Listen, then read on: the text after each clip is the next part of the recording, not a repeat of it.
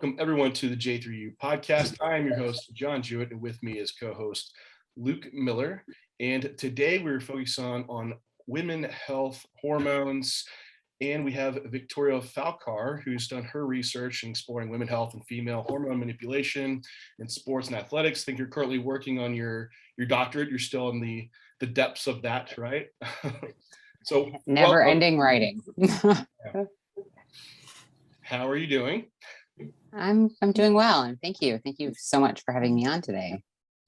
It is our pleasure and honor for sure. And this is a topic that we've been faced with and have very little resources on. And especially coming up coaching, I know the listeners too, you're kind of left with what's been handed down to you, of what you've been exposed to with coaching females, especially mainly focused on PED using enhanced side of female use. And just so you know, this conversation won't just be for the PED using enhanced female, because we're going to dive into just what's a normal hormone baseline for a female, which is very going to plague even the natural competitor realm. So I think everyone can have a takeaway from this. But for our listeners, we try to serve as an educating role. And Victoria, you've kind of leaded the front here, I feel like, in for female women's health, hormones. I got some of your background. I know that could be like a deep dive on, where you're currently, where have you been and where you're currently at, but just to have a touch, so they kind of, listeners have, who is Victoria Felkar, where are you currently at? So I have been in the industry for a very long time. I actually realized yesterday I've been online coaching for 10 years, which doesn't feel like that at all. I was like, wait a second, I started in 2012. It's 2022. So weird, but I've been in the industry even before that. My background is in kinesiology, sport science, sport med. So I've done my bachelor's, my master's, my PhD, working on finishing up the writing for that. But I've also worked in the industry simultaneously. So while I was doing my education, I was literally in the trenches, and myself as like this wannabe hardcore pre-2009 when it was cool female athlete, just trying to just dig my way in. I connected to the legendary John Meadows in 2009 when I was working through my own health stuff. And I'm so grateful for that, because him and Eric Serrano really helped to shepherd my career by saying like, hey, there's more than just being a meathead. You're really smart. You got to go with that. But I kept at it. I was an certified exercise physiologist. And so really my background is super diverse, because I was coming at it as myself, as a female athlete, going through endocrine, reproductive dysfunction, all of that. At the same time, I was still trying to be a bodybuilder and trying to do it with really not a lot of education and resources, especially back then, and training clients. So seeing it really hands-on, but then being in exercise physiology classes and pre-med classes and learning about like the evils of steroid use and being like, but really are they bad? Like, it seems like corticosteroids might be just as bad, or contraceptives, which is what messed me up, might be just as bad. So I had a lot of questions. And so really this curiosity all got started really early on in my journey. And I got on the train and I just haven't left it to today. That's awesome.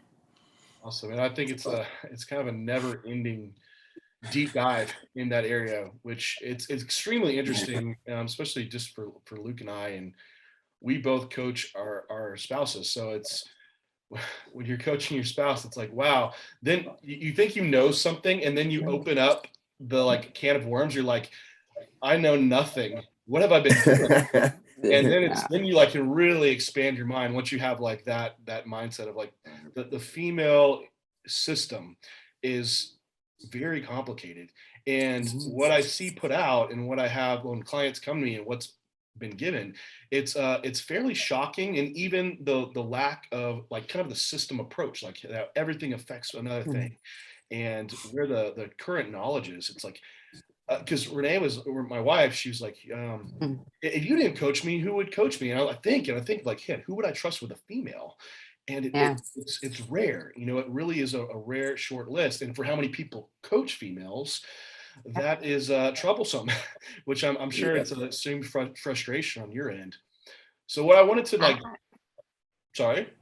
I was gonna say absolutely, but Yeah. there's even doctors that I don't trust. Like Yeah. that's the sad thing is that there's even people specialized in gynecology, reproductive medicine, endocrinology that I personally, in the last 5 years, have walked into a doctor's appointment of mine. I'm turn around and walk out. I'm like, no. So it's not just the fitness industry; it's pervasive. Whether we're talking about in the research labs, in clinical practice, coaches in the bodybuilding world, or in the elite athlete outside of bodybuilding, more of that athletic domain of track and field or um, field sports or whatever. It's the female. It's so funny because we focus so much on the female body, but we still don't know shit about it. And we still don't know a lot about the male body either. So I'd always try to make sure that it's not just about like men versus women. The reality is we've got a lot that's the same, a lot that's similar, but then there's difference. And the difference isn't just between men and women, it's between women and women. It's between men and men. And that's one of the things that makes coaching or working with individuals or studying them so difficult, is that it really is so complex. There's so many different combinations that we can have. And the things that bind, like, quote, women together is that menstrual cycle, reproductive, we're able to make babies. That's one thing that you guys can't do yet, at least. Yeah. Don't hold us back, Victoria. Oh, Yeah, man. it's interesting, like, because I know there's a growing increase in female practitioners, doctors, and maybe some females might have more reassurance going to a female physician. However, they're still getting the same information as like a male physician would be getting in training. So there's still misinformation, even though it's their own gender practicing amongst females. I think that kind of cues off the conversation of getting to this baseline of when we are assessing females, when we have a client come, or for the listeners, if you're a coach, a lot of times we're seeing this female after there's been a lot of issues, been whether it's PED usage, they've never had a healthy menstrual cycle to begin with, and we're in this kind of assessment process and kind of trying to get them back to this healthy baseline before moving in to layer in what we need to for their outcomes. And so that's the direction I want to head with you, Victoria, on trying to see, like, where's the starting point when you have this type of individual come. And so for if a female's listening, they can pick up on maybe some cues on like, oh wow, I don't have normal hormone function, and that's kind of where I need to get back to. And eventually I would like to see kind of this framework of what looks like a risk reduction model for a female that's using PEDs. And I've heard lots of different approaches within this. So I kind of would like to get your perspective, but let's start there. What we have a female coming as a competitor, and where's this baseline assessment that needs to be for a systems approach? Yeah. So, I mean, there's lots of entry points in. Lots of them. It really is pick your poison and walk with it.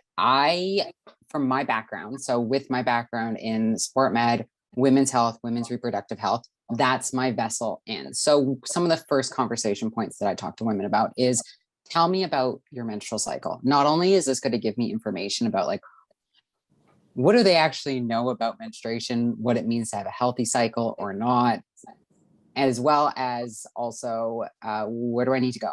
And I always kind of start my conversation with that because that's my background. Now, somebody else who say is more focused in neurobiology, they might start somewhere else. But that's my baseline is, okay, tell me about your menstrual cycle and your reproductive history. A lot of times we get lost in our industry about like weeks and months, not years. And so when somebody talks about an assessment, they go, okay, well, I've had bleed and big air quotes for the last year. Isn't that good enough? And I'm like, no, it's not. Because I need to know what was life like before this. I need to know also, when did you have your first cycle? What was it like? Have you been on any other types of hormonal influencing agents, whether we're talking about hormonal contraceptives or hormonal influencing events? Did you have an eating disorder and lose your cycle? I need to know all of that, because the female reproductive cycle is, think of it as a timeline, and that there are certain stops of sorts. And now this is a very generalized statement, but there are certain stops that the female reproductive cycle takes in order for it to be, quote, healthy. Not everybody's timeline is going to look the same. Often they are here, there, and everywhere. But the basic premise of this is that we start with puberty, we end with menopause, and menopause is 1 year after the last bleed. The time before that, that's really tumultuous, is perimenopause. And in puberty, those two things, puberty, perimenopause, those are the times of erratic hormones, highs, lows, everything in between. Because in puberty, our pathways are trying to get established. And in perimenopause, they've been established, but now our body is taking them away, because that's just the reproductive aging timeline. In the middle, there are certain checkpoints we have, such as if somebody has had a baby, fertility wise, if somebody has had other types of procedures that may influence their ebb and flow of their hormones, if they've competed, if they've, I mean, there's just, that's where we start to add in more of that picture and more of that story or that song.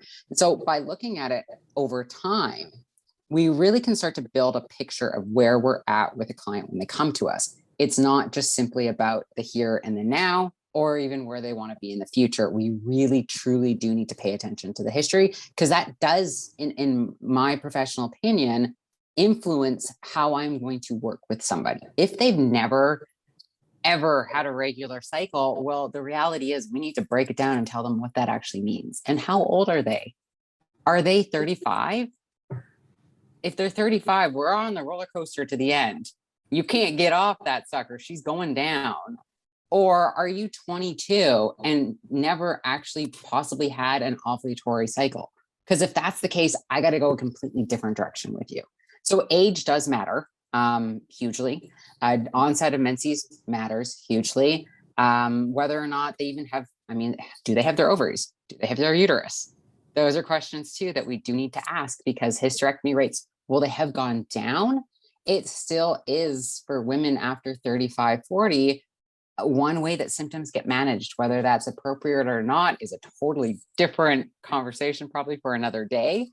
But that to me is, that's where I start. And I can keep going if you guys want me to, because I can really walk through other types of questions, but just establishing their reproductive timeline, where they're at today, where they were at in the past, and where do they want to go. If somebody wants to conceive a year from now and they're like, I want to run another anniversary cycle, and I'm like, wait a second, let's talk about this. So that all matters. Yeah, I think a place too for us, a lot of times that we'll see is people with like chronic competing histories and never really having a full understanding of what normal looks like, and then also not understanding the long-term detriment of consistent cycle disruption. So the long-term fertility impact within that, and never really fully returning to full hormonal basis, because when they're pulling panels, they're following their menstrual cycle along. They're not looking at the ratios of these hormonal panels and making sure that we're following along the timeline of the cycle, right? And I think Life Extensions panel is the bane of my existence, because they're freaking fat loss panel. They don't have FSH and LH and progesterone. Yeah. And so but that's commonly the panel that's touted in bodybuilding circles, right? Absolutely. It's like there's a problem here. And so what ends up happening to John and I is, like, we're working with clinicians to get these panels pulled, or cherry picking panels and things like that. And then having to sit down and go over what this should look like from a normal menstrual cycle production. So I think like signs of normal menses would be important. Yeah. Because I think that it starts to lay the framework for people who have been disruptive for a very long time. Absolutely. So first and foremost, the bleed is not the grand finale of the menstrual cycle. So menstrual cycle, most of us have been indoctrined into this idea that it's all about the bleed. And a lot of practitioners, doctors, gynecologists, even endocrines will say, when was your last menstrual cycle? Well, the menstrual cycle is the full term of somebody going through the follicular phase, ovulation, or not, depending on the clinical situation, luteal phase, and then the bleed. The bleed is menstruation. The whole encompassing thing is the menstrual cycle. So right away, when doctors say that, I'm like, no, not quite. And semantics do matter. That's the other thing too, is that like the people listening might say like, well, what's the big deal? Well, it does, because that's how words, it's almost like the game of telephone. Once upon a time, a study said one thing, and then a couple of years later, somebody else used that same study and they twisted the words. And then now we get to where we are today, which isn't a great place to be. And so the menstrual cycle itself, there's a couple myths that we can bust right away. So number one, a normal cycle is not 28 days. A normal cycle has a great degree of variance. It can be 21 days. It could be 36 days. It could be even 40 days. It's relative to the individual. Within that, there's two main like cycle phases. You have the ovarian cycle phase and you have the uterine cycle phase. And each of those can get broken down into two. Now, why is this important? What does this really mean is, so the ovarian cycle phase is the ovarian action and function. The uterine is the uterine action and function. The ovaries don't bleed, the uterus does, the endometrium does. So there are two different things happening simultaneously. They work together, and hormones influence both of those. So within the basic kind of schematic of that normative model, when we look at it, there's the first half of the cycle. If we're going to talk about just the ovarian cycle, it's called the follicular phase. There are certain critical events that have to happen in the follicular phase for the rest of the cycle to progress with these certain kind of like checkpoints that we need in order for us to call it a healthy, regular ovulatory menstrual cycle. And so in that follicular phase, we need to see the right levels of communication between our brain and our ovaries. And that's happening from two key hormones called FSH, or follicular stimulating hormone, and LH, or luteinizing hormone. And that's really that connection between the brain and the ovaries. And at the site of the ovaries, estrogen has to be created to some extent to be able to make a communication signal back to the brain, so we can always keep this little cycle going. Now, if there's not enough estrogen happening, that's not going to create the communication network that we need. If there's not enough brain kind of communication with FSH and LH, we're going to have this kind of twisted cycle that's not even working right from the get-go. So from there, we can go to now, a bunch of things have happened, feedback loops. We signal an increase in luteinizing hormone that causes this beautiful process called ovulation to occur. And ovulation is not just about conception. So a lot of women that come to me, they may have had fertility issues. So they know about ovulation because they got exposed to that through their fertility journeys. The reality is that ovulation is how the human female body creates progesterone. Most of our progesterone, we create a little bit through other sources, but most of our progesterone gets created through ovulation. If we do not ovulate, we do not make progesterone. That is critical to know and to remember, that little tidbit for what I'm going to talk to in a little bit. But ovulation, it occurs around that mid-cycle. Essentially, long and the short is it's a release of an egg from the ovary into the fallopian tube.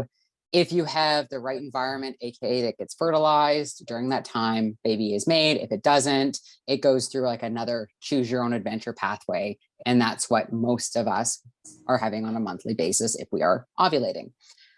When progesterone is made through this process, it creates its own environment of hormones for the second half, and that's called the luteal phase. So in that average healthy ovulatory cycle, Estrogen is going to be the highest in the first half of the cycle, and progesterone is going to be higher than estrogen in the second half, but we're still making some estrogen.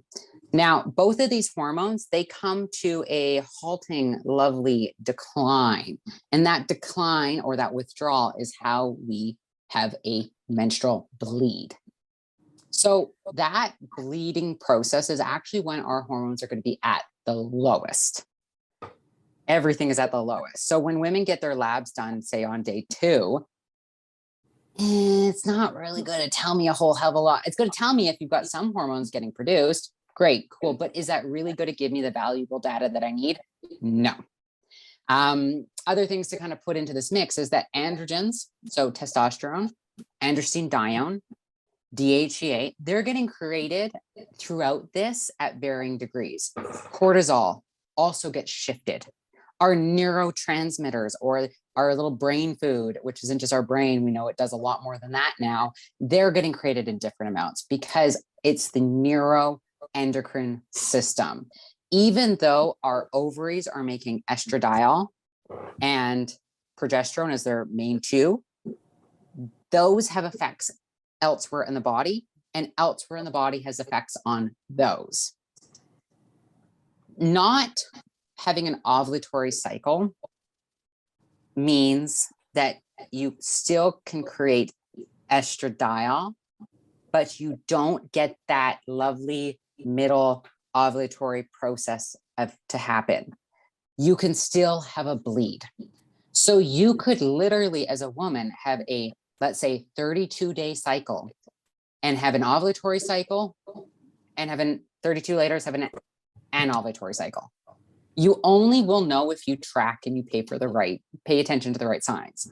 And that's where menstrual cycle tracking is such a valuable thing for competitors to do, even if they're using gear. It is so valuable because gear and androgens don't mean complete arrest of this system.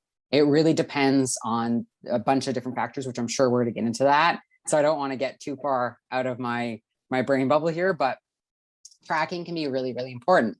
Progesterone is badass. I mean, it is a very cool hormone. It is super important for our thyroid health. It's super important for our bones. It's super important for our brains. I mean, we get the neurotransmitter GABA getting produced in a big way when we ovulate. And that GABA, for those people that might not be exposed to what that is, it's like a neurotransmitter that's like a blanket for our nervous system.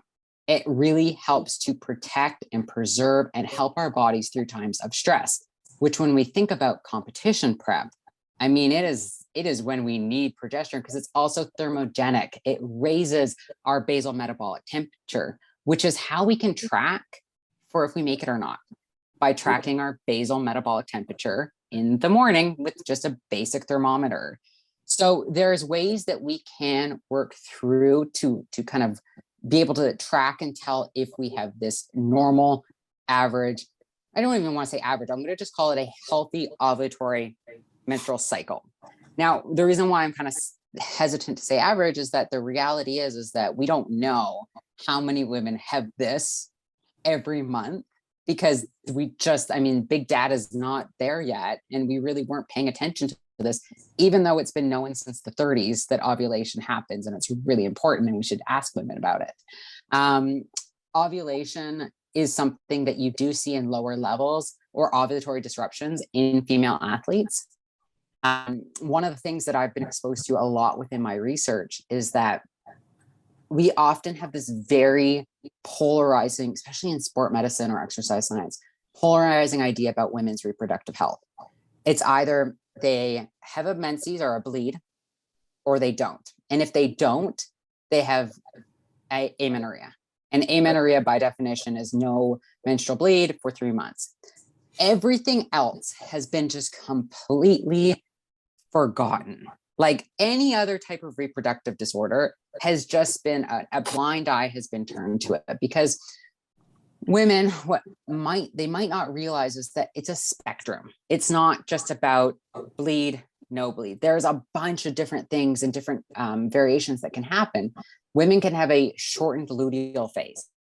So even if we have that 32-day example, you can have a 32-day cycle but your luteal phase may only be 8 days. Well, 8 days, you're not going to make enough progesterone for long enough to actually balance the estradiol and keep things in a healthy balance of the two. It's yin and yang. It's not going to happen. You could have a, let's say 32, so 16-day luteal phase, but maybe you're not making enough. So you can have a progesterone deficiency. You can have a shortened luteal phase length. You can have a, like what would be more of a PMDD, where you are making progesterone in the right levels, but the brain itself just does not react the same. And this, a lot of times they've realized, can be due to the brain's kind of the way that the receptors for GABA work. So it's not even about the progesterone, it's about GABA, because some brain stuff that's happening there. So that's another kind of reproductive disorder itself too. Now, you can also have low levels of hormones and have a menstrual cycle, even with a bleed or with ovulation, but it might be just scraping by. And unless you track, you don't start to pick up the symptoms that can occur, that can, people like us can start to kind of walk people through and figure that out. So I know that was a lot, but maybe that gave us a base to work from. I think so. It does. And speaking of tracking, I'm sure you're following clients along. I'm assuming this is what you brought up. You track body temp. Yeah. And then because I hear a lot of people will pull labs day 21 to see if there was ovulation occur. However, with this variation amongst cycles, you might miss it. You might have to phase. So what is your suggestion on, or do you try to map it out with like a Dutch test over so many times? No, I recommend. So if you're somebody that you don't have a bleed, we just do it whenever we can. Like literally, we figure, we get a baseline. If you're somebody who has cyclical symptoms, which you only know this if you track, if you have some degree of cyclical symptoms, but you don't have a bleed, then I will use your symptoms to try to figure out what's going on. So again, going back to the idea, it's a continuum, is that women, it's not like you guys go from, and myself included, not bleeding to bleeding in 1 month. There is this great variation that's happening. You might be creating some gonadotropins, and they might even be getting them to go up a little bit and stay up for a couple of days and then drop. But until you track symptoms, you don't know that. And that's actually some data we can use to be able to do labs. If you're somebody who has an irregular cycle, symptom tracking can be super useful, because we can use your data to try to figure out, okay, well, you start to get insomnia, water retention, sore lumpy breasts around the 14th of, you just had it, let's say on the 14th of the month. Okay, well, we know that a couple months ago when this happened, your bleed was about 12 days later. So we want to try to get those labs done about 12 days after that, even if there was, say, 62 days between the beginning of lumpy breasts, right? Like, so we can use that data. When somebody has more of a regular bleed, we still need to track it. The reason is that the basal temp gives you your cue. When you run a proper kind of progesterone test, you do it 5 to 7 days after somebody ovulates, but 5 to 7 days before they bleed. So that's kind of your litmus. That's where we go. That might not be day 21 for everybody. So if you can get 3 months of data, that will give you the best baseline possible to figure out when to get your labs done. Okay. No, I think that gives some helpful takeaway for people listening. And I like to, because people are going to miss, and I have a lot of clients too that just completely disconnect that, the menstrual cycle is for reproduction, and they don't see it as the benefit for one, overall health in the long term, but also even affect management within using PEDs and progress. Yeah, so for sure.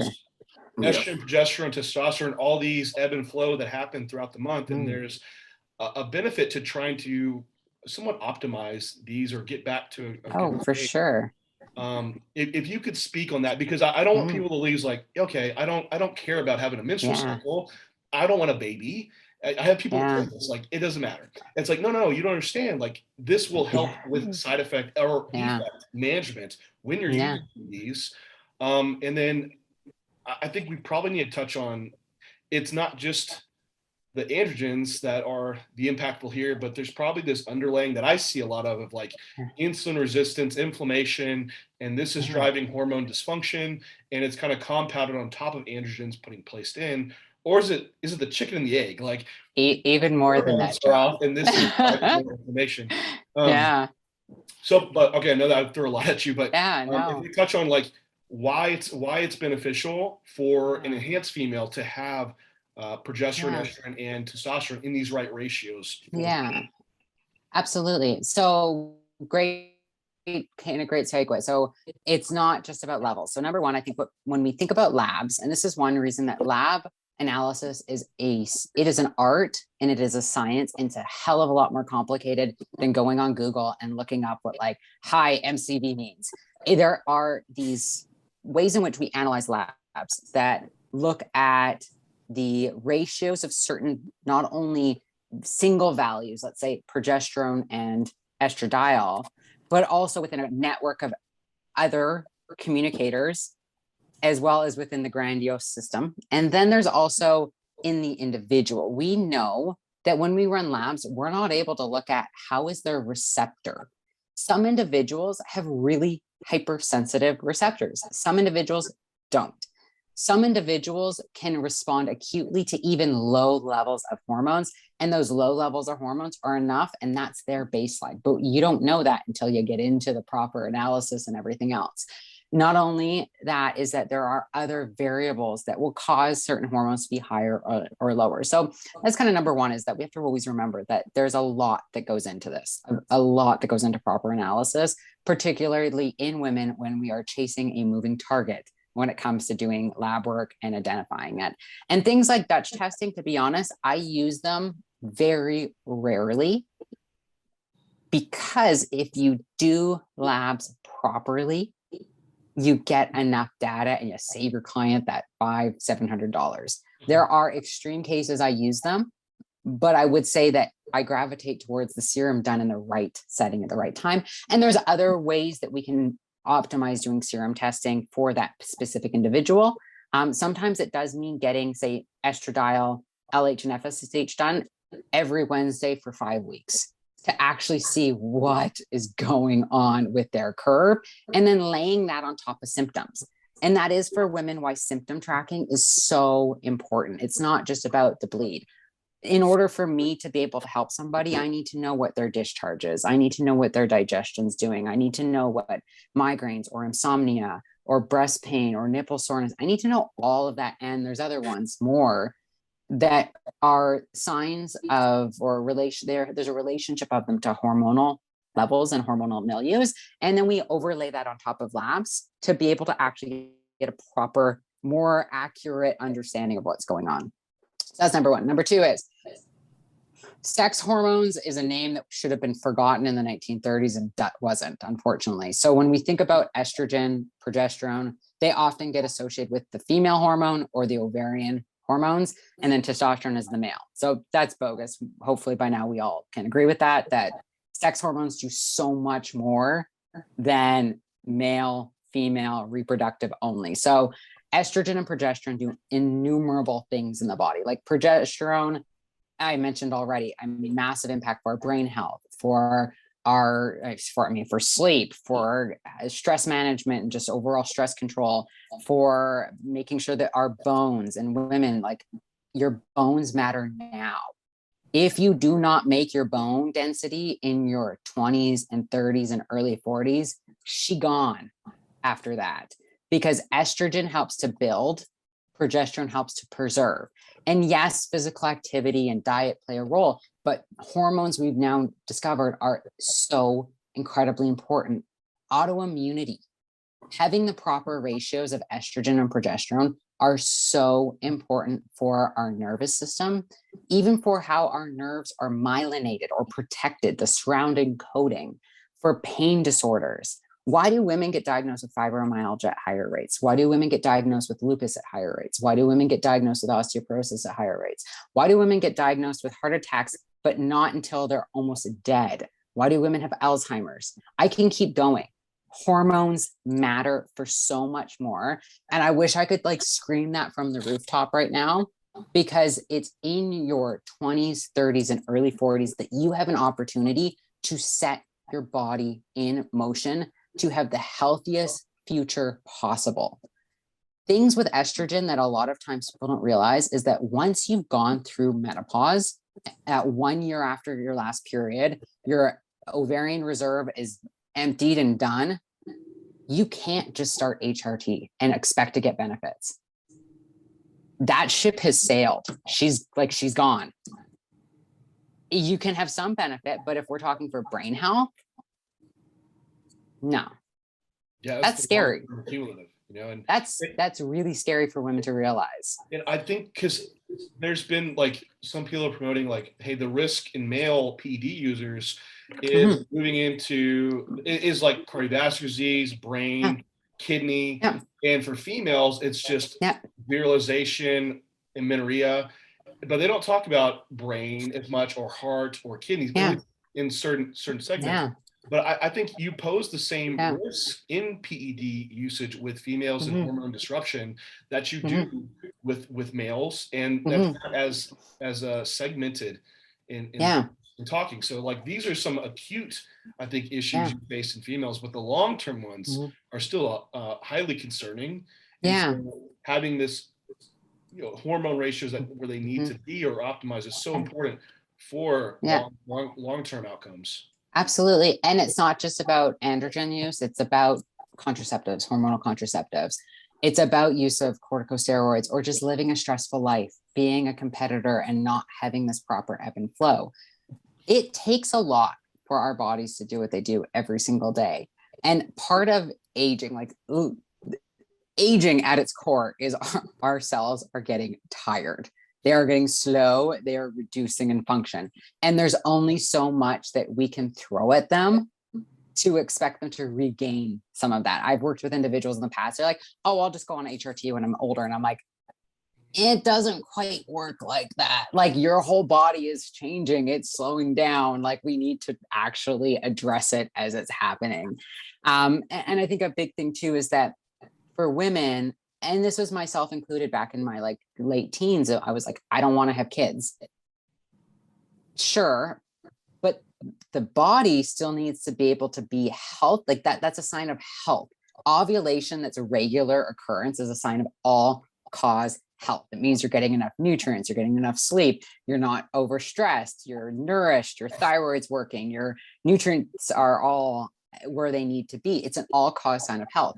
So I might not need to ovulate because of conception reasons. I still need to ovulate. And if I don't, I need to ask the questions of why.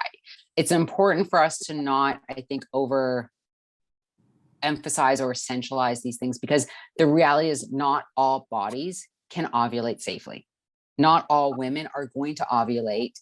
And that in order for them to do it, it's going to probably take a little bit more, whether we're talking about drugs or even different types of surgeries or whatever it might be. There is a lot that goes into it. And so we always have to go back to that individual.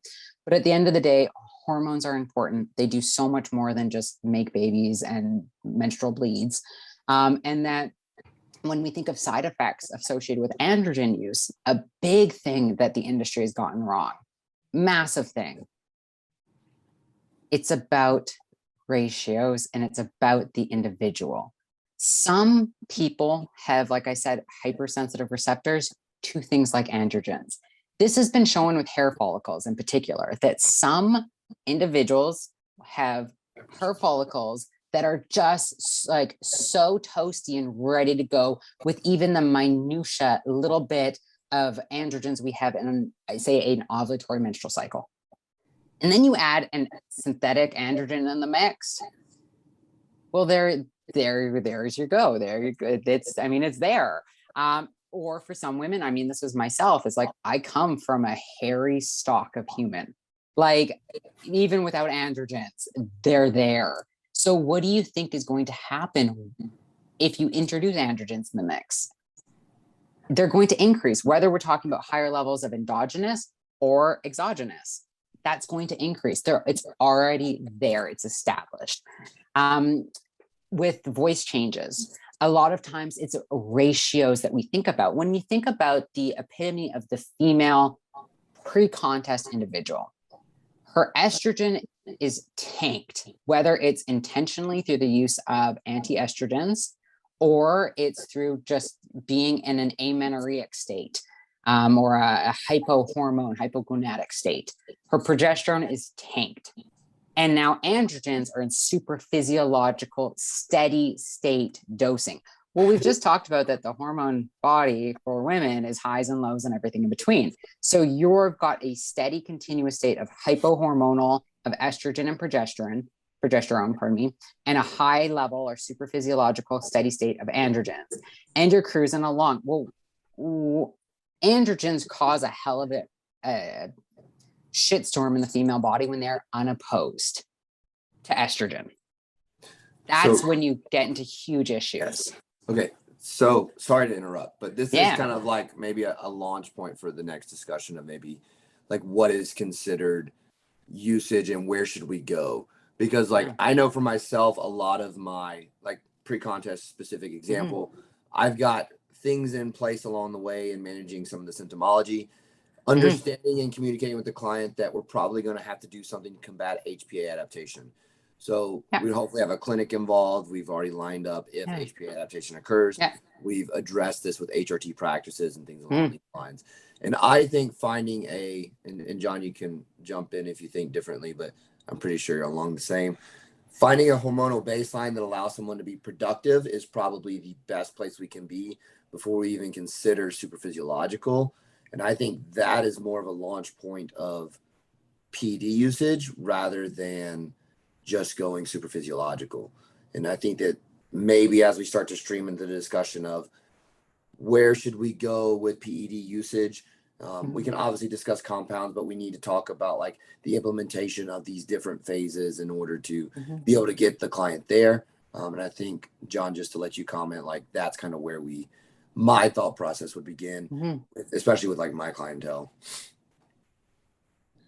Yeah, like because because I look at these labs that I get, just like you're saying, Victoria, and if you showed me the labs without knowing who they came from, I would say this is a male hormone panel. It's low estrogen, if it's progesterone, and then you have this high level of testosterone that's off the charts. It's like, yep, this is a male. Then it's like, oh no, this was a female. Like, really interesting. So I think trying to establish keeping these hormones in range, and that's a challenge because you are entering. It's even like prep, but it doesn't even have to be prep. It could just be the overall system stress driving down ovarian function. So I mean, we know that body image dissatisfaction induces anovulatory cycles. Not even dieting, not even training, body image dissatisfaction. So if you want to talk about how to like make some resilience, therapy, proper coping skills, trauma healing. Like, I think we in our industry have gone, I mean, our industry is about optimization. It's been, and that's been from day one. I mean, that's where testosterone developed from, was how do we feel better without often having our shit together and our bases together. So for me, whether we're talking about how do I age the best I can? How do I compete the best I can? How do I get off the, a long-term contraceptive use? How do I use gear safely? My answer is always the same. Get your foundations in place. If your fundamental basics of good health are there, we can throw things into the mix that might not be great long-term, but we can do it safer than if we don't. Like, it's like, don't get into a car on a busy highway, like LA freeway, without a seatbelt on, blindfolded, going, I don't know, God knows, tapping out to as fast as it can go. But that's what we're seeing competitors do, is they are trying to go all in without having the fundamentals there. And the fundamentals, sleep numero uno. We can optimize our hormones if we sleep. Like, great, beautiful. Most people aren't willing to do that first, though. We can help our hormonal, like in our hormonal milieu, whether you're a woman that you've been using gear on and off for years, or you've never used it at all. I mean, sleep, happiness, and just overall well-being and moods and trauma healing. Massive. You want to see some great androgen studies? Look at PTSD. Their DHEA is chronically elevated and it messes them up like a pre-contest female. We can think about things such as nutrition. Are you eating enough? Because I talked about this a couple of weeks ago on actually podcast with my partner and some of his colleagues. And I said, like, you can be in a caloric deficit and give somebody nutrient dense food and serve their body a lot more than not giving them nutrients dense food in a caloric deficit. At least we're giving them something. We might not be giving them what they need calorically, but we can give them nutrient dense foods and get a little bit further along from a health standpoint. Now, not everybody, obviously. This is where supplementation comes in, but nutrition. Are we digesting our food properly? Are we pooping every day? Like, these are the fundamental basics of good health. Like vitamin D. I can't tell you how many athletes come to me with vitamin D in this shit. And they're like, but I train in this outdoors. And I'm like, ain't gonna cut it. And vitamin D, from a reproductive standpoint, this is vital to how we are able to ovulate. I mean, melatonin, which we get when we sleep, is vital for how we are able to ovulate. And that everything has a time and a place in terms of like adding in supplements and everything else. But we want to try to establish what we can with the least amount of added in variables. And for some women, there might be a lot more involved with that. For other women, it might just come, naturally to them. And that's cool too. So I think another thing too that often gets forgotten in the PED conversation with women is that I've been doing this a long time. So I've been coaching like in the industry for 15 years. I've been, as I said, online coaching for 10. I work with the biggest names in the industry behind the closed doors. Women that have it, they have it. What I mean by that is that the women you see in the top 5, 10, or even just on the Olympia stage, or even the top 5 at nationals, because some of those girls now are insane. They're there for often a reason. And that's either, drugs aside, they were willing to push it, or maybe they weren't, but their bodies can handle the prep stress, drugs, training, nutrition better. Maybe not long term, but there's something there that they have that some of us just don't. And that's the sad reality of being an athlete. I am not going to go and line up at a sprinting block and expect me to crush it. Biomechanically, I don't have it. Energetically, I don't have it. Stress-wise, my body can't just handle stress cellularly. I'm not even getting into hormones. There are certain factors that make hormone production, metabolism, transformation better. And there are genetic things involved. And I think we oversimplify it, especially when coaches go and they start looking at like steroid genesis or how we make our steroids. And they're like, it's really simple. We go from DHEA into testosterone into estradiol. Some people aromatize, but it's like, no, guys, like you make hormones beyond just our endocrine glands. You have autocrine, intracrine, paracrine, and I could go on. You have people that will have the traditional steroidogenesis in certain systems, but it looks different in different systems of the body. Even the adrenals have different creation in different regions. You also have people that have altered, whether that's epigenetic changes that have been made or induced through drugs, or that are just them, certain enzymes. There are lots of women that have backdoor androgen production, which means that they hyper create androstenedione, which doesn't make for fun. No matter who you are, that's not going to be a fun thing. So I think that we dilute and we oversimplify, and that's why people get hurt. It's not meant to be a playful, fun thing. It is serious, serious stuff that we just have not taken with that much degree of seriousness, especially for women. Because I mean, guys, like, do you know how hard it is to tell somebody that they're never going to have kids because of the mistakes that they made and that a coach got them to follow? Like it's awful. It is gut wrenching to have to do that. That even IVF isn't going to do it for them. That's devastating, and it's a responsibility as a coach that you need to put that, because 20-year-old version of yourself may like, no big deal, but later on, like, that individual might really want that once competing's done and it only lasted for a couple years. And then that was in your hands of giving those protocols to that individual that now looks back and has resentment towards you. So it's whether your clients like whatever they say now, like it's still like you have to think really long term for people that can't think that out as well. Yeah.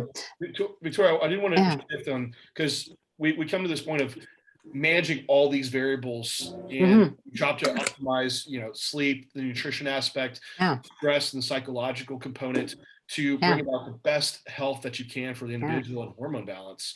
And at some point, like within going, say, like into a contest prep situation, that you're exposing yourself to this stress load where you might see this down, regulation in estrogen, progesterone, and knowing that these ratios with androgens can be beneficial.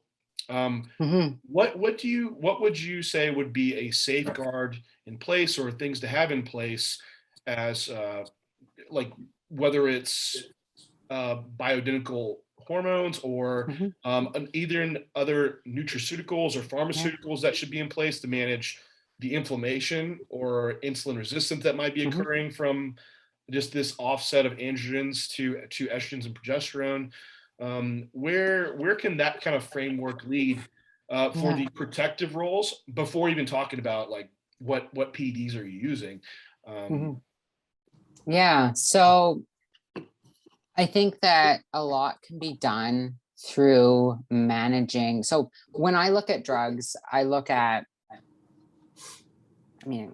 only people could see what I see in my brain, but I look at what is that drug doing, the most basic pathways that taking. So when you take a drug, or even just prep, let's say prep, what is the most basic thing? What's the goal that we're having? Okay, fat loss, muscle gain. And then I go, okay, what's required for that?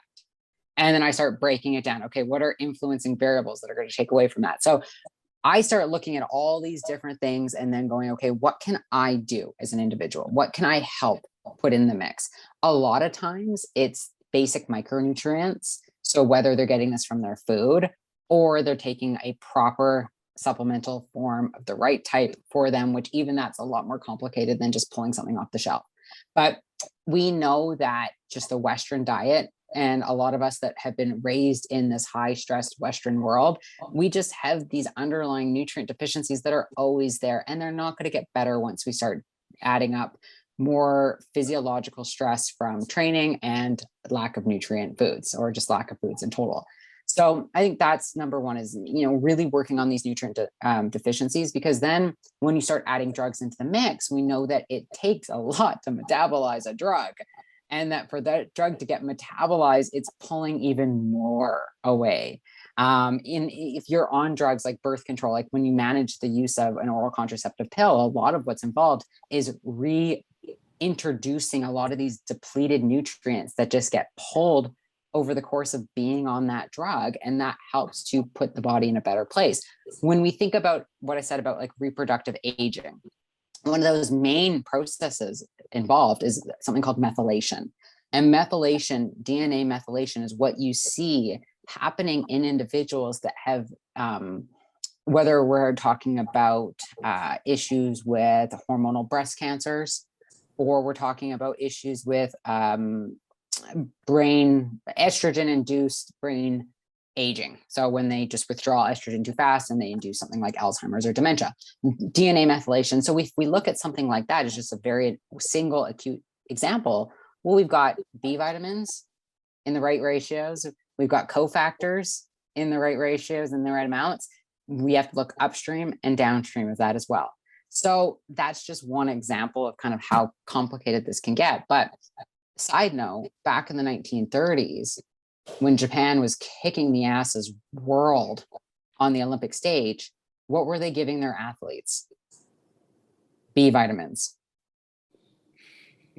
We've known this. Neurological issues often stem from B vitamin deficiencies, B12, B9, B6, B3, B2. But that is at the crux. We got to make sure we're protecting just our basic human, what our body needs just to basically function. Other things, safeguards that I put in for gear use that, I teach this stuff for a living, so nothing's secret anymore, but like, if somebody is going into prep, I'm like, I got to get you guys to have at least 4 ovulatory cycles before I feel safe. If that's not in your cards, which for not, like, I don't ovulate. It's not a mystery for most people anymore because I'm so open about my own health issues, but like, that's just, my body just has never done it. So I have to go to hormonal replacement pathways to go through that properly. But even that's a lot more finicky and specific, and it's not something we should dabble in unless we actually know what we're doing. It's don't just go to your Whole Foods and pick up a tube of progesterone cream, because that's not actually going to do the same thing as the progesterone our body makes. Different forms of hormone replacement do different things, whether we're talking about oral, topical, suppository, vaginal cream, vaginal pill, patch, pellet. They do different things. It might seem simple, but it's not. It's very, very complicated. So with, putting the foundations in place, that's a great thing that I try to do, is just to stabilize their reproductive. If somebody already has, let's say, cystic ovaries, we talk and I go, okay, this is not going to get better through prep or through using certain things to get to your goal. We're not going to get better. Like, end of day. If it happens, great. And I want to use you in my next research, like, cool. But realistically, that's not going to happen. So knowing that, I walk somebody through, John and Luke, the risks. I go, these are our risks that we know. These are our unknown risks. I'm laying it out. It's now in your hands. If you want to proceed, that's fine. That's on you. But this is what it's going to take. It's going to take a hell of a lot of supplementation. You're going to have to micromanage everything. We're going to have to monitor variables. You're going to be spending a ton of money on getting your labs done, proper imaging along the way, because that's the only way that I can conceive this actually being done safely. And it's going to take you a long time to get it off and do 1 show a year. That's a tough conversation, and not what I think most people would expect to even have. No, because sometimes you have to take people there, right? Sometimes, like, I get put, even in myself, I get put in situations with some of the elite individuals I work with. I go, okay, I have to take them there. And sometimes I have that conversation with myself of like, okay, they're asking for one path. Let's just say, again, hypothetical situation here. Somebody comes to me and they're like a pro IFBB, or no, let's say, pro IFBB athlete. And they're like, okay, I want to compete in the Olympia. It's 12 weeks away. I'm a mess. I don't even know when my last cycle was. And I go, okay, like, why do you, number one, why do you have to compete at this Olympia? Can you qualify again? Or was it just fluke? And, or do you want to retire after this? So let's talk about the timeline. Number 2, let's talk about what is realistic to do. Can I take them somewhere close without using androgens? Depending on the individual, believe it or not, you can, especially if they've used them in the past. You can get people close where it's not like you're introducing all of a sudden this like 12-week cycle of just gear. If you have their base together, and this is kind of what I was saying about some people just have it. I have worked with pro athletes that have maintained ovulation the entire way through an Olympia prep. These are the people that have it. The rest of us don't. That's what I mean by that. That is a rarity to be having an ovulatory cycle. But even in the Olympic realm of athletes, you see ovulation. And I mean, in health, ovulation is a sign of resilience. It means that their body is resilient physiologically to stress. And it also helps to buffer them. So it's like a win-win. Now, that's not a lot of women, unfortunately. I'd say that's my rare few.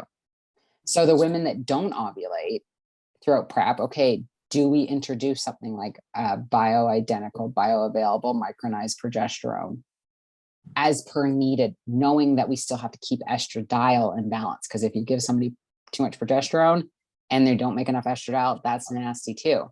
So for women listening to this, this is not something you just go to your doctor or your coach to do. Like, you're monitoring, you're measuring, like this is science. This is delicate, finicky work, because it can make your physique either be awesome or shit. Like or you feel like shit. Like it's such a delicate dance you have to do. And it's just so individual to everybody. Like I wish I could give an easy answer, but there's just not one. It's so complex, which is tough for like people to want to like, just Victoria, just give us the answer, what you take. It's like, you just can't do it. That's why I ran away from social media for like a year and a half. Like literally took a sabbatical because I was like, I can't. Let me go back into my cave for a year and a half.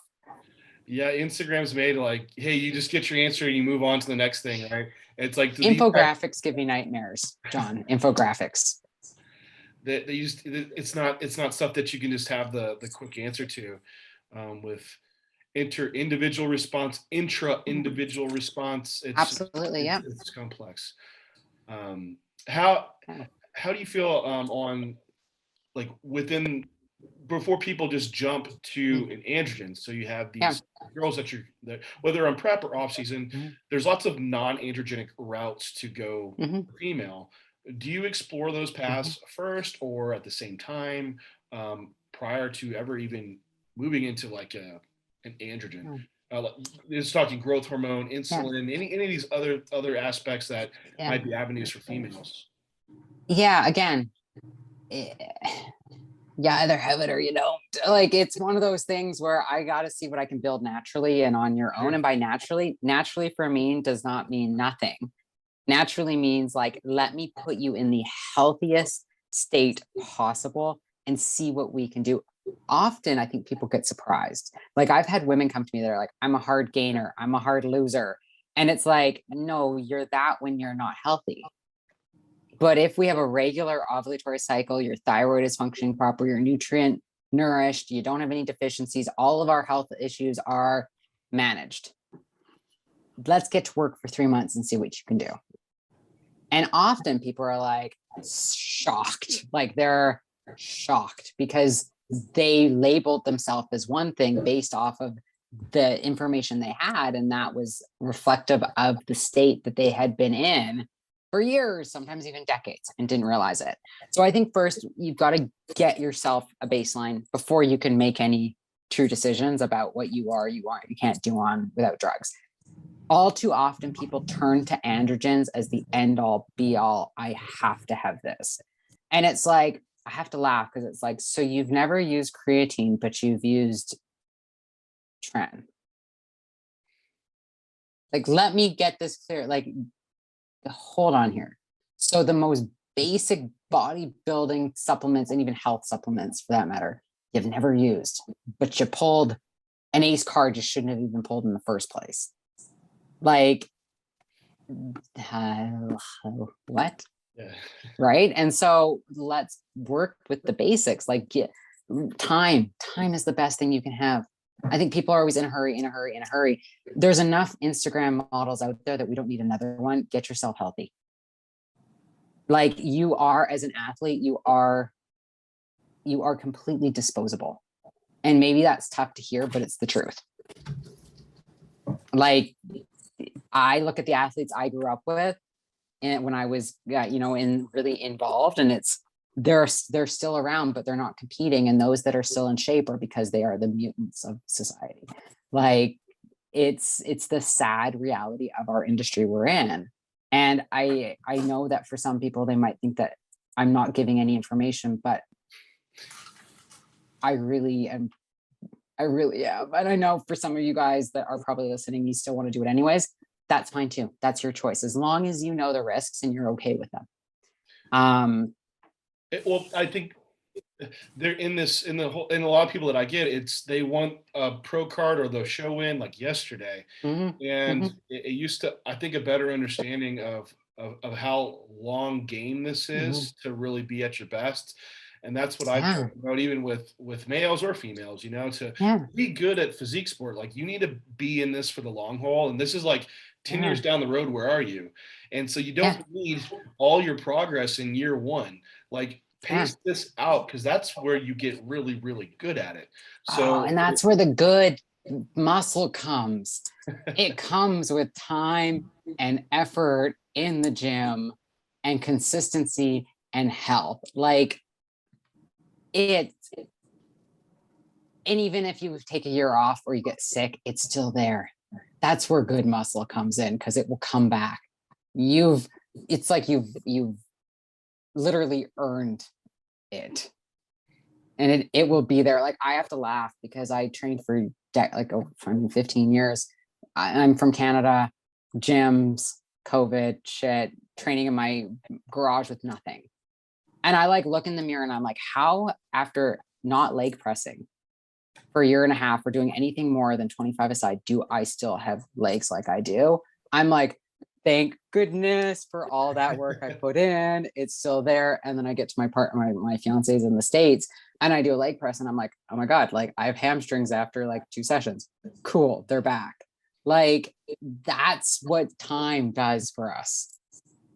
It creates this resilience, just like that same resilience that being healthy does when we do decide to dabble in certain things. Like, I think we talk about competing a lot, but ovarian or health resilience, we can put into so many different situations too. It could be competing. It could be going through a really stressful life event. It could be, it could be doing your PhD. Talk about health issues, like they come with that shit too. It could be having to go on a certain drug or go through some type of illness or something like that. So health resilience or ovarian resilience, it is this ability to maintain this ebb and flow without requiring any massive manipulations to get ourselves there. That is at the crux to me. That's what we should all be trying to achieve, because if we are healthy going into prep, it's a lot easier to get it after prep. If we go healthy into gear use, it's a lot easier to get it after. And this isn't for everybody, but for the vast majority of people. Or it's that recognition that, like, you weren't healthy to begin with. You ain't going to be healthy coming out. It's going to take a lot of time, work, and effort to get yourself there. And that your best as a physique athlete will come when you get healthy and you can put the time in the gym as a healthy athlete and then get lean. And that could be 2 years, 3 years, 5 years. Who knows? But that's when you are going to be the best you can be, because prep isn't going to be so much easier. Maintaining a lean body composition, so much easier. Like, start prep when you're in striking distance. And if you're not in striking distance, you're not starting prep and you're not starting drugs. Like, bottom line for me as a somebody, I don't coach competitors anymore for actual like prep. I'm the fixer now, and I'm, a health manager now, but that always makes for the healthiest, the safest ride, no matter what we're talking about. And if there are certain things that are preventing you from getting there, we have to go, what can we do to help it? Or if we know that something could potentially happen, you're a female, you lose your cycle, and every time you compete, like, you just no ovulation, no bleed. Okay, why? Is it because you were on the pill from the age of 14 to 24 and you really haven't established a proper ovulatory healthy menstrual cycle? Like, it has not been established. Well, let's establish that. And then let's see if you lose your period every prep. might look different, might look the same, but we know that the benefits of getting it and having it is a lot better than not. And we did a podcast with Lauren Conlon on Mhm. post-show eating. Yeah. And she said, Lauren's a good friend of mine, by the way. So oh, good. yeah. She was saying, yeah, post-show eating, like the best management, it starts before you even started prep, and establishing like healthy eating from before you even enter into it.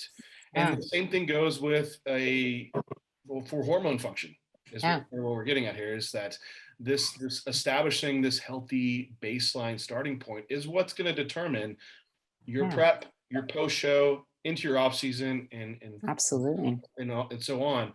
The problem with being a coach is you had someone that comes, hey, I'm coach, I'm ready to prep. You say, hey, no, it's going to be 6 months, and then maybe you'll prep. And some people will move on, and they don't want to hear that, and they're going to prep with someone else. But at least you've done your responsibility in trying to restore someone to a healthy spot, and see out the long term for them. Like we're saying, this might not be, hey, I need a prep, and why do you need to prep in these 16 weeks? Couldn't we do it in next year? Like, is that the big picture? Is that okay? Yeah, for sure. And I think one thing I didn't touch on that you guys had asked me, and I don't want to neglect it, is like just the what is okay when it comes to androgen use, or what is okay when it comes to kind of this other PED use. I don't have the answers for that. Like there was I talked about this a couple of years ago at a big event, and I was very passionate about it when I said, like, when I came into the sport back in like 2005, 6-ish, there was like, these are the drugs that are safe for women. These are the drugs that women don't touch. Like it was this cute little list on all the forums. It was like adorable now looking back on it, because the reality is there's nothing. Like there's Anavar, people are like, it's the women's drug, women can use it safely. It's like hogwash. No, they can't. Are you kidding me? Now, is there some properties with real Anavar that are really freaking cool because it gets metabolized differently in the liver and has different binding? Yes, but black market drugs aren't the same as pharmaceutical that gets researched on, number one. Number two, everybody's body is different. And so even if you think you are safeguarding yourself, women have different levels of androgen starting. They have different receptor, as I mentioned, sensitivity. They have different ratios. We don't even understand where all the androgen receptors in the female body are. We don't understand that. You got to ask yourself, that's a risk you want to take, because you are entering that when you start to take them. There are different ways in which they interact with other compounds. So if you're taking, like I would say one of the most popular questions I get is, can I take, androgens on hormonal contraceptives? And my answer is always the same. I don't know. If I don't have research on a clean slate, how do I have it on the alternative? What I do have is from East Germany and Russia, and that has its own questions associated with it. And I have anecdotal from working with people, and I also have theoretical from building these crazy models, which is what I do. So it depends on the type of contraceptive, it depends on the person, and you go going on and on and on with all the individual variables. So with gear, there are certain androgens that have been shown in clinical research in certain populations to have potential impact on females. You have to apply that to the individual. So are we talking about somebody using Anavar for 4 to 6 weeks, and at what dose? Let's say 10 milligrams. Risk is, there's a lot we don't know. But is it less risky than, say, using a SARM mixed with like Tespro? Yes, it's not as risky as that. So we can balance and we can begin to weigh that equation as well. But really, there's no safe list. There's no like, if you take this, you're side effect free, and that duration is. Nothing selective.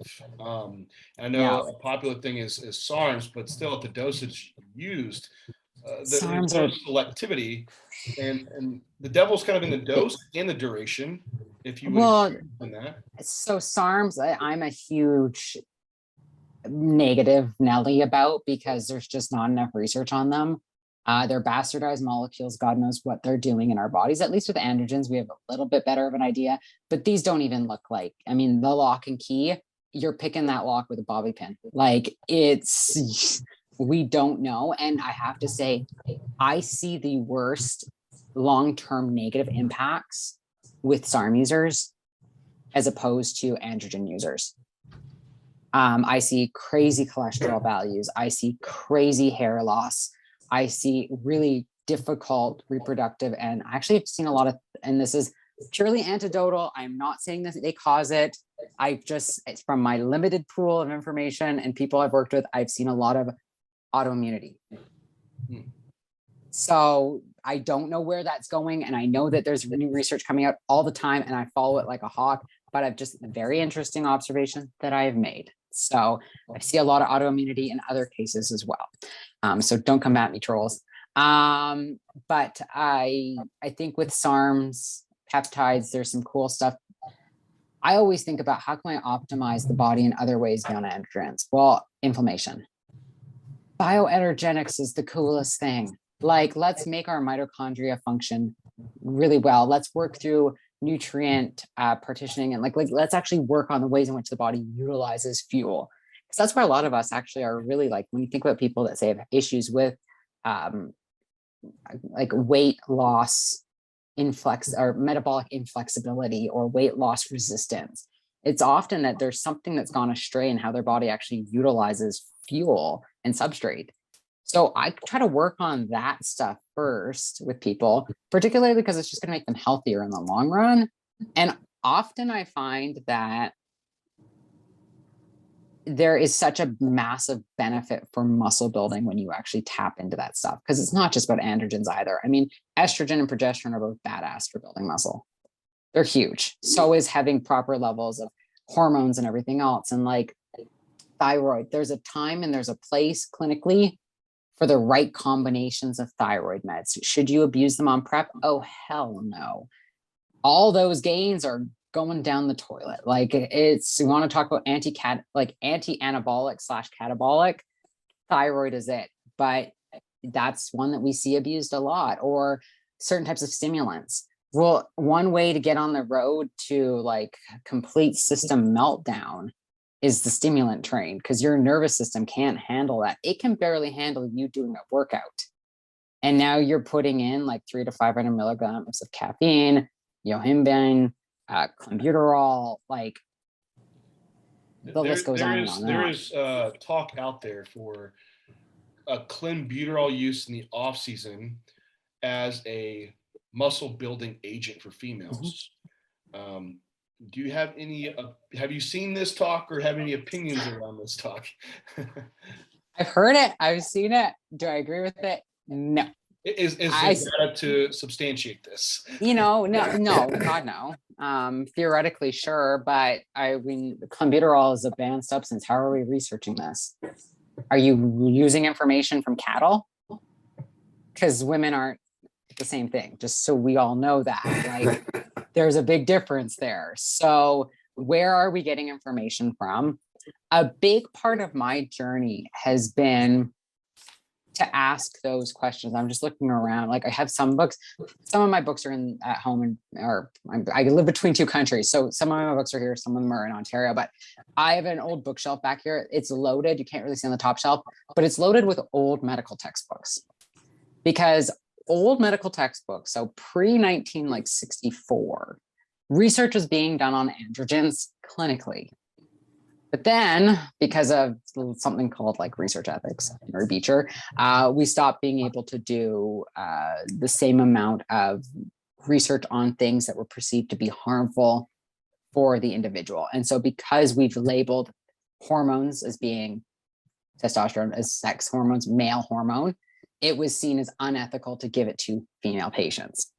So that's why, one of the reasons why there's just not a lot of clinical research on women, but then also just on steroids, because they got labeled, classified as being a controlled substance, and then that just completely kiboshed it. So if people say it's research driven, ask how, where's the data? Show me, explain it to me, talk to me about it. Because it's just, there's just not the research there to support a lot of the stuff. And what is there, like I said, I mean, German, Hungarian, Polish, Russian, like I go deep to try to find what I can. And then it's a lot of theoretical models, but that's also where a couple of years ago, 2016 now, was where I started to draw the parallels between natural states of hyperandrogenism and what can we learn from hyperandrogenism in women or high levels of natural test, and apply that to women using exogenous. Like when I came out with that whole theory, I think a lot of people were surprised because it made a lot of sense in many ways to really begin to ask those questions about the relationship between inflammation and androgens, insulin resistance and androgen, insulin resistant induced states without androgen use in competitors. So like, what are we inducing through the act of competing? Inflammation, insulin resistance, hormone dysfunction. And what are we inducing through potential androgens? And it's not the same for everybody. There's lots of variables here, but insulin resistance, inflammation, hormone dysfunction, and now we're weaving them together. So how do we start to unweave them? Well, we often don't want to crush androgens because they're the reason why you're there in the first place. So we have to work on the other two axes, which is inflammation, insulin resistance. And from there, that kind of spirals out into a bunch of other systems. But in its most basic sense, if we manage our inflammation and we manage our insulin resistance, can we have safer high androgens in women? Potentially. Depends still on who, depends on how they're making their own, depends on how their relationship is with like androstenedione and DHT and all that stuff, but potentially. Is it a hall pass? No, not at all. Like, no. And that there are certain forms of virilization, facial hair, hair loss that we can manage through superficial means, but we still have to work the inside. I mean, if people say like, oh, I'm on finasteride or I'm on minoxidil or whatever for my hair loss, and I'm like, okay, but you realize that's like my train, that's the last stop on the train. You add a ton of stops to get there that we've got to deal with first. Like we can still do that. We have to still work on that level, but we have to get all of those other stops dealt with in order to actually manage the problem and make it so when you stop using that product, it doesn't just come back. Within that, so I know we've gone a little over time, so I don't want to drag you out here. I'll close this up, but I just for anyone listening, and there's so much misinformation out there and dogma or things that you probably come across that are like maybe a few hard stops of points that are like, this is total bunk, this is total bunk. Do you have anything like that for the people listening, like just absolute myth busting that you want to do around female PED usage? Yes.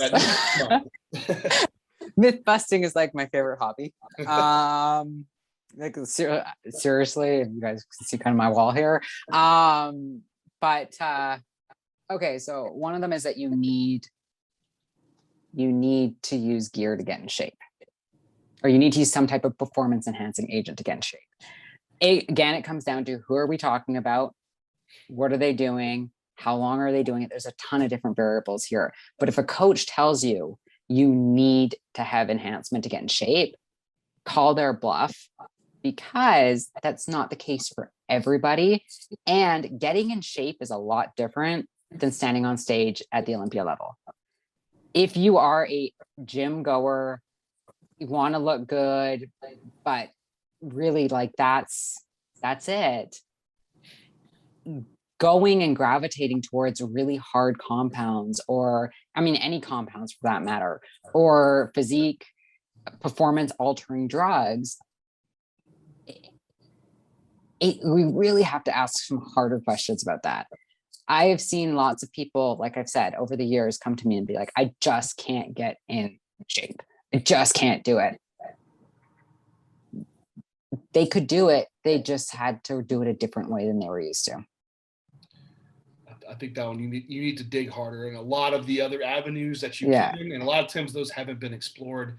And I usually Exactly. say the androgens are not the best fat loss drugs. If you had to pull a Oh, lever, like, Lord, no, they are hey, the I need to lose worst. fat, take a fat loss drug. You're like, oh yeah, an androgen. Like, no, there's probably other things to Or, explore for that. I mean, ladies, low estrogen is going to make you fat. Like at the end of the day, it's a bell curve. You need the You right. got to have the right amount. And like, if it's so funny because people are like, but why do competitors get drier? I'm like, you realize that low estrogen and dryness, your vagina is dry and it causes atrophy. Your mucosal lining in your body is dry. Your scalp is dry. Your skin is dry. So you're now getting wrinkles.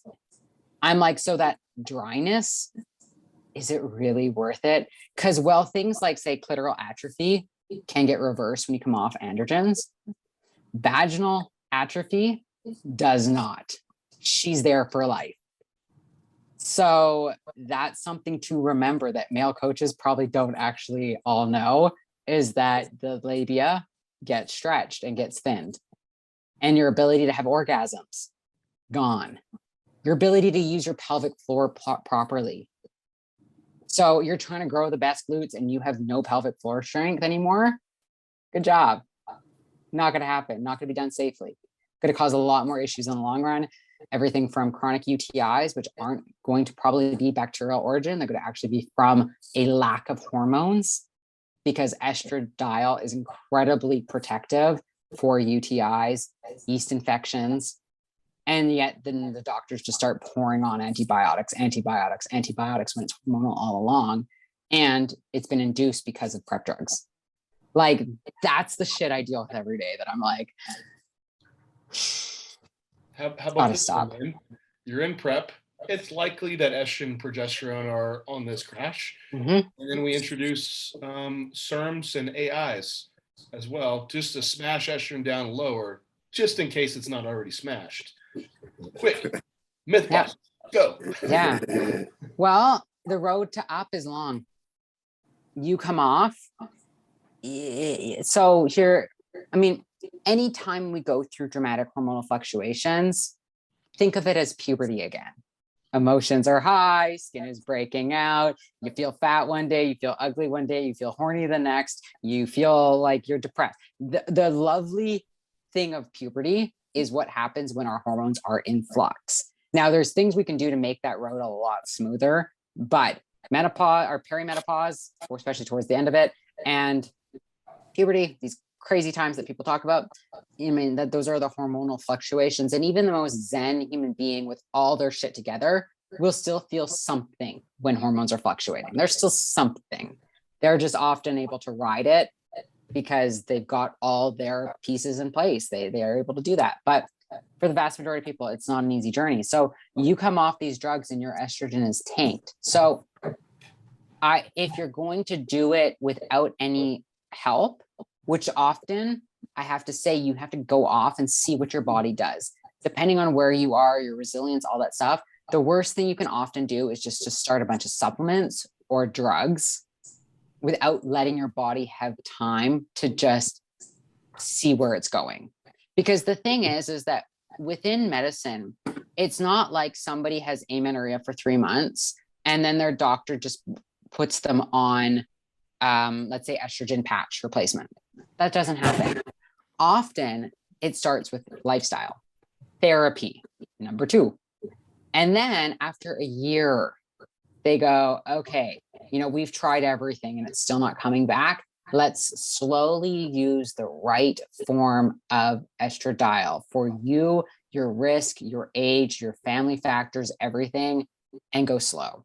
Because if you then all of a sudden introduce higher doses than the body's been used to, bad things happen. That's the same with progesterone replacement that a lot of people don't realize, because it's growing. I don't know if I'm behind this or what, and I apologize if I am, but like when I said that like micronized bioidentical progesterone is really cool in the right form, in the right way, for the right person, and that if you've been progesterone deficient for a very long time, it is a slow journey back. And it takes a lot of pharmaceutical knowledge to actually be able to get somebody there safely, because of just the ways in which that type of drug works. Is it's not the most bioavailable for our body. It's got a very short half-life. and that it's the highs and the lows, like I said, that get us into trouble. And so sometimes you have to do some, dosing and routes of entry that aren't always the mainstream. And that's okay. We got to do what works for the individual. So in that type of situation, John, time. So coming off, I would come off. I would begin to lay my foundations even before, if possible. If not, that's cool too. Drop it. But with an AI, depending on what it is, either taper down or drop altogether. Again, it depends on duration of use, age. If it's a SARM, drop it yesterday. Wait 3 months before you get labs. I think that's another thing I see that people do wrong is they drop, get labs. And I'm like, we have no baseline. Establish your baseline. Because those labs right away, if we think about how long drugs stay in the system, they're going to be in the system for a little bit of time. And then we also have to think about how those drugs have interacted with the system. It's kind of like taking a snow globe and just waiting for that snow to dissipate. We just got to wait a little bit longer for that snow to dissipate. In that time, does that mean you can do nothing? No, we know a lot. Theoretically, we know a lot. We know that if somebody's there, they're going to have micronutrient deficiencies. We know if somebody's there, they're going to have lifestyle issues probably going on. Sleep, right? Estrogen deficiency and sleep are buddy-buddy. So let's do what we can, restoring, then get labs done. If you can't wait 3 months, if 2 months in, you're like, oh my God, I need to do something, we do them. That's fine. And then at least we have a plan forward. But for women, when it comes to especially estradiol, because we can have hormonal architectures that have estradiol in the absence of progesterone, often you have to get labs done more than once, and you have to do them with FSH and LH. And so normally in fertility world or just like advanced, we're doing it like 3 to 5 times back like weekly to see like, can I actually get some type of an overview of what's happening here. And then from there, it's making decisions about what's going to be the best form of HRT. Often, estradiol has to be loaded at least a little bit before we can introduce progesterone, because progesterone stops your endometrium, and we need to build some endometrium when it's been really low. I think those are some great takeaways. I think for females that are transitioning from phase into post-show. I can give you a couple others really quick. Vitex is not your first place to go.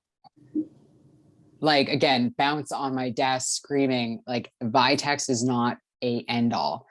We have to think of what that drug does. Number one, we don't know. What we do know is it lowers prolactin. If somebody has functional hypothalamic amenorrhea or any type of pituitary or hypothalamus base, because there's more than just that, reproductive dysfunction, or they've just come off the pill, their pituitary is in the gutter. That's maybe not the best drug. Or if somebody's got a ton of cystic ovaries and you're, right now, a lot of people are using Clomid because it's a bodybuilding drug to try to induce ovulation. Hyperstimulation of the ovaries is terrible. It's how we induce cysts. So if somebody's already got hyperstimulation, we don't need more of that. So one thing that I recommend all female competitors, all women, this is very rarely do I say generalizing statements, get your pap smears done. Get them done even annually if you don't have a bleed. Let's see where your cervical cells are, because if you're not bleeding, we've got to manage cervical and gynecological cancers. Get an ovarian ultrasound done. Labs are only going to tell us one side of that. It's only going to give us so much. Ovarian, particularly getting a transvaginal ultrasound done, will allow us to see what's your endometrium doing. Is it thick? Is it thin? If it's thin, it means we've got not enough estrogen. You can bleed and not have estrogen. I mean, that's perimenopausal bleeding patterns. Got nothing to do with progesterone at that point in time. Your estrogen, she's tanked, and you might be bleeding every 2 weeks and think that you have spotting and breakthrough, and then you have a menstrual bleed, but it's not the case at all. So that's huge. And that's something that I don't think women are doing enough. Get mammograms done. If you have sore, painful breasts, and even if it's hormonal, that's still over time creates architecture within your breast tissue that's going to be more susceptible to hormonal cancers or non-hormonal cancers. So those are the ways we can protect ourselves. It's not always about taking certain drugs or substances. It's about actually getting a better understanding of what's going on the inside. One of the easiest things that androgen users can do for women from like a virilization, take pictures, record your voice. You don't see what's happening on the day-to-day. Yet a lot of people, it's the end, it's the after that they're just like, oh my God, why didn't anybody tell me that my voice was like getting rough? And it's like, well, that wasn't, nobody else knew that you were using. So protect yourself. If you start to get scratching, that's not a sore throat. Yeah, for anyone out there, I use in Renee, she uses a voice pitch analyzer. Yeah. And yeah, it asks you to read this really strange lines of a story, and then it will measure in hertz. Yeah. Track that over time they'll have a graph of masculization, androgynous, or feminine. Yeah. So you can see if that is actually changing. And there's some really cool stuff because of the transgender research has given us a lot of really cool data on hormone use. And that's all I'm going to say to that. But one thing that has also come from that is voice exercises and vocal exercises. So people that don't know my story, when I was 19, my hormones blew up on me. I was on the pill, had an eating disorder, yada, yada, yada. My voice changed. I was an androgen use. This was my adrenal glands decided to have a party and shoot up more DHEA than anybody's body should have. So my voice dropped. I wish back then I knew about this stuff because I could have helped a lot of the damage that had been done if I would have done proper voice training after it occurred. And that could have been enough to at least bring me back up a little bit closer to what my voice sounded like. Some people can do them now, and that's cool. Unfortunately, with mine, I can't. I tried. It's just my vocal cords are shot.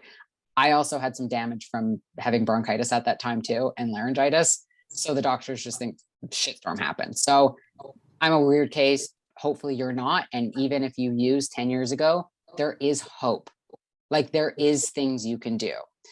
For hair growth. Where can someone find out more about the like voice training? Honestly, YouTube. Okay.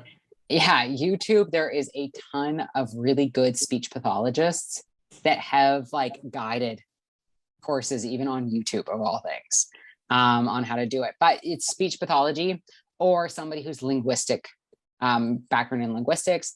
It's a lot of vocal training to actually try to maintain the flexibility. Because when we think about androgenic voice changes, what a lot of people don't realize is that it's a combination between dehydration that gets induced from androgens and an absence of estrogens and progesterones. It's a hyper kind of binding of the androgens because you don't have the estrogens and progesterones that creates this tautness and tightness and rigidity. And that rigidity, you don't get the same vibrations. And that lack of vibration is what drops the voice down. There's a way we can try to maintain some of that dynamic and flexibility to get at least some of that pitch and training back in the vocal cord if we can keep that environment also of hydration up. And that's often where, I know we're running on time, but it's the combination effect that fuck up women.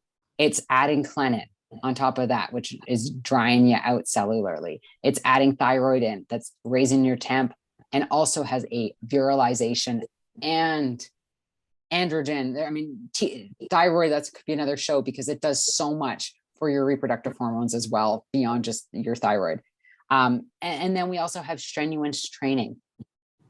Well, any of us, if you train really hard, the day after you're like, oh my God, was I screaming? Well, now add in growth hormone and you've got a thickening as well. Like it's a shit mix. It's not just all about the androgens. And even if the androgens are going to have a risk, we can mitigate that through watching some of these other variables at the same time. Hair loss, I also say to people, like taking pictures. Mm-hmm. Like there are just these little ways tracking for symptoms. Like if you're going to do your prep pictures, say every week, check in with your coach. If your coach hasn't already asked you, but hopefully they have, you make a point of looking at, okay, what's my hair growth like? Face, legs, everywhere. What's my voice? What's my hair? Like, don't become hyper vigilant on it because that doesn't serve anybody, but just put it in. So at least weekly, you're checking in on these things. It makes a difference. It makes a big difference. No, those are excellent points and stuff that a lot of people aren't tracking at all. Just it's some of the stuff. It's such a slow change over time. You don't realize it's happening till it's there, and that people don't even realize. Like, hey, 10 years ago, you sounded, you look completely different. You know, a lot of Yeah. stuff, like you said, can't get back. So I think those are. Well, John, and you asked me, like, what about people who don't care about their hormones now? This is the stuff that's going to happen to you when you go through perimenopause and your hormones are going on that roller coaster ride. So if you want to maintain your hair, get your estrogen and your progesterone in check now and keep it there. Because when you start that withdrawal process, you're going to have levels that are where they need to be. Even if you decide to go down that HRT route, it's going to be so much better if you're where you need to be, at least for the vast majority of the year, let's say. But it's when you've just got so much going on and so many different factors. I mean, you're lining yourself up for failure, not success. That's so helpful, and I appreciate all this information. So I don't want to take more of your time because I think we now have to just do another podcast with diving more into some more of those topics. Love to have you back on. Absolutely. This is it's, as you guys can tell, it's my passion, and it's something I thought secretly, I thought it was going to get better, and it didn't. It's gotten worse. So it takes an army of us to actually begin to shift the paradigm. 100%. That's what I want, to put that information out and just educate more people on females in general, and get them to a healthier spot, because there is a lack of misinformation out there, or there's great information out there and it's just not being heard. And so that's what I hope to bring about through J through U. So if someone wants to reach out for you, I don't know if you're doing individual consults or coaching more, where can they find you at? Sometimes I do, sometimes I don't. Kind of just depends on when they reach out. Get They on the can find me on my waiting list. website. Yeah, get on the waiting list. Exactly. It's victoriafelkar.com, and my social media, both my Instagram and my Facebook, are that as well. And on Instagram, if you message me, it might be a while. After a year and a half of being off, I've like forgotten how to use the platform. So email is usually the best. And if you're interested in consulting with me, just fill out there's an application page like on my website. So that is the easiest way to actually get a hold of me. Perfect. I'll leave that in the show notes as well. And so they can look you up and get more great information. Victoria, thank you so much for coming on again. Thank you for having me. Pleasure. J through U podcast, and we will talk to you next time.